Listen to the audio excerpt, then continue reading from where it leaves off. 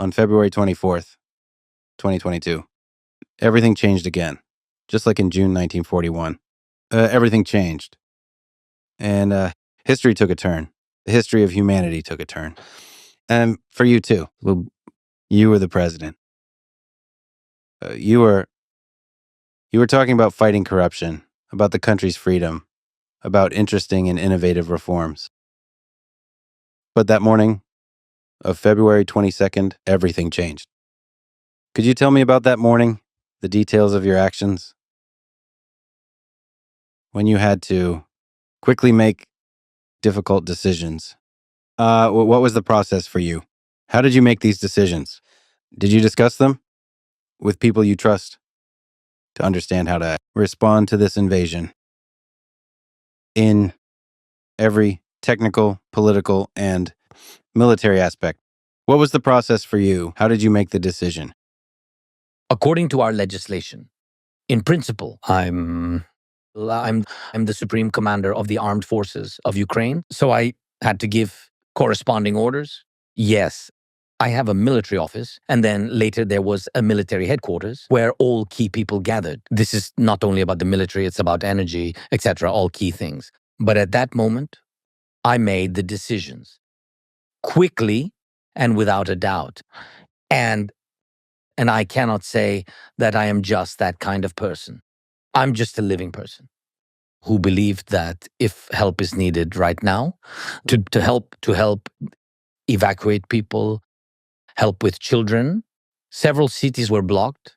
I was only thinking about how to deliver food there within a day. We did a lot of things, although we understood that they, in fact, occupy part of our state. And we distributed weapons to people. That's how it was. Trucks came and simply distributed weapons to people so that they could defend the capital, to ordinary people, just on the street, to ordinary people who understood that if the Russians entered the city, then we would have the same thing that's happening in other cities per the information we received. Thanks to digitalization, by the way, we had very good digitalization before this. We preserved a lot. And even when they were surrounding certain cities, a lot of things still worked. The banking system, the internet, we had television. And thanks to this, I made several decisions to ensure that people are united and have all the information. Russia is very good at spreading large-scale disinformation. Fortunately, I have 2 decades of experience,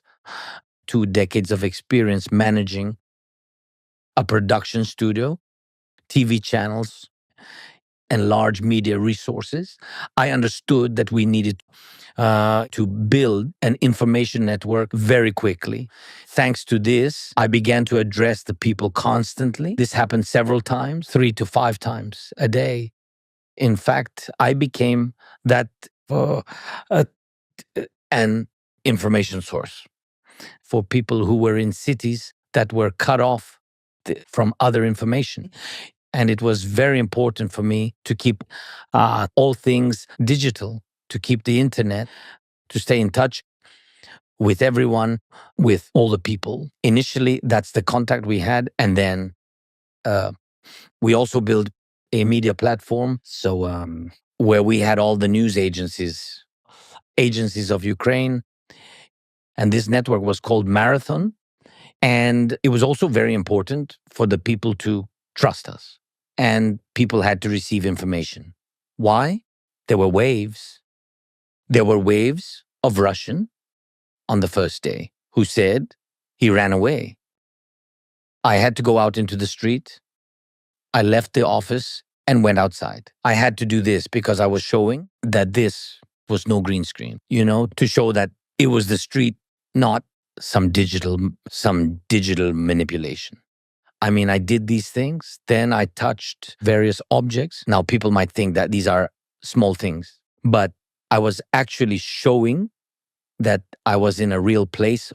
All of this had an impact. I was absolutely sure of my actions. And these contacts, several contacts. And then I spoke to the Russians. I addressed Russians. I really did. And then only after that, I gathered. It was the first day when I invited all of the journalists here, wasn't it? That was on the first day, I think. Well, not here, to the press center in this building. I talked to journalists. I asked them not to leave because we needed weapons. At that moment, they were handing out rifles to people. And for me, journalists and media platforms were essential voices. There were various journalists from different countries here, and they were essentially stuck. And I asked them for contacts, those who had access to Russians, Belarusians, Kazakhs who understood everything, the same information. And I spoke to them. And I spoke to them and spoke in Russian. I told them, you must stop Putin. This is terrible. This is horror. This is war. You must stop him. And if you stand up now, if you speak out, and if you go out into the streets, this was very important. I spoke to them in Russian to show them that there was no problem and that all of these pretexts were made up.